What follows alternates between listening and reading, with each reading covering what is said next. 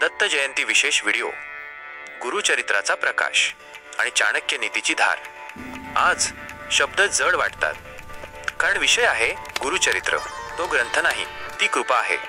आपण सुरुवातच करू या त्या पवित्र ओवीने जी हजारो हृदयात प्रकाश पेरत आली आहे। जय जय रघुवीर समर्थ, दयाघन हृदयस्थ गुरुनाथ। अर्थ, हे दयाघन गुरु, तुम्ही आमच्या अंतर्याम्यातच वसलेले, तुमचं स्मरण व्हावं आणि मनातील अंधार क्षणात नाहीसा व्हावा।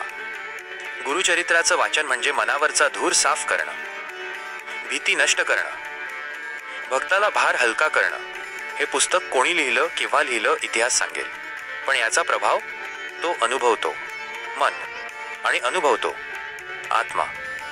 भावना संपत नाही, पण वास्तव सुरू होतं। जग मात्र गुरुचरित्रासारखं मौन असतं।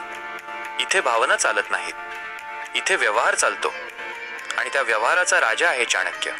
आपणही सुरुवात करू या चाणक्याच्या एका तलवारीसारख्या श्लोकाने। अत्यंतम विश्वासो नाशाय भवती। याचा अर्थ अतिविश्वास म्हणजे स्वतःच्या नाशाचं दार उघडणं, जगात सगळ्यांवर आंधळा विश्वास ठेवणं, हीच माणसाची सर्वात मोठी चूक। हा श्लोक ऐकला की मन उत्साही होतं आणि मेंदू जागतो।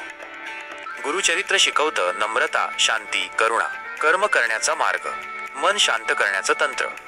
गुरुचरित्र वाचन म्हणजे देवाला भेटणं नाही, स्वतःला स्वतः सापडणं आहे। गुरु म्हणतात, भक्ताचा पाय घसरला तरी मी त्याला उचलतो, पण त्याने अहंकार ठेवला तर मी त्याला शिकवतो। गुरुचरित्र हे मन स्वच्छ करतं, त्यातून वाहणारा भाव माणसाला माणूस बनवतो। जग गुरुचरित्रासारखं पवित्र नसतं, लोक स्वार्थी असतात, त्यांना तुमचं चांगुलपण समजतंच असं नाही। दयाळूपणाचा गैरफायदा घेणारे आजही भरपूर आहेत। चाणक्य सांगतो, मऊ मन असलं तरी निर्णय मात्र कठोर ठेवा। बोलणं कमी, पाहणं जास्त, विश्वास कमी, तपास अधिक। चाणक्य नीती म्हणजे कठोर सत्यांची शिदोरी, जी काही वेळा टोचते पण माणसाला वाचवते। एकनाथी भगवंता, तुझे मना भावे, निशंक होऊ दे, दया कर भक्तांवे। हे भगवंता, भक्ताच्या मनातील भीती, चिंता, शंका तुमच्या कृपेने दूर होऊ दे। ही ओवी मनात शांतता आणते, आपल्या भावना मऊ करतात, आतून मजबूत करतात। अल्पोलपी रिपुह संधी प्राप्ते महान भवती। अगदी लहान शत्रू ही संधी मिळताच प्रचंड नुकसान करू शकतो।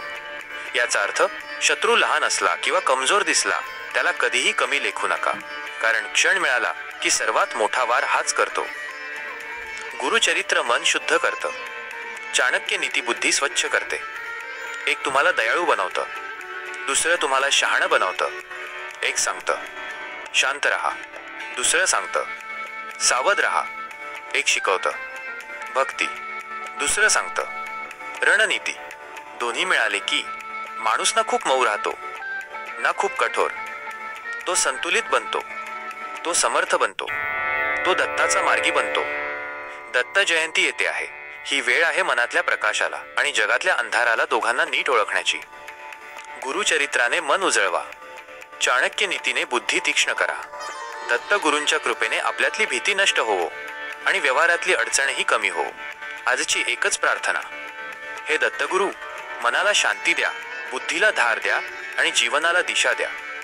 श्री गुरुदेव दत्त। पुढील भागात आपण पाहणार आहोत दासबोध आणि चाणक्य नीती। जीवनात चाणक्य नीती कुठे वापरावी आणि दासबोध कुठे? दासबोध मनाचा राजा बनवतो, चाणक्य नीती जगाचा राजा बनवते।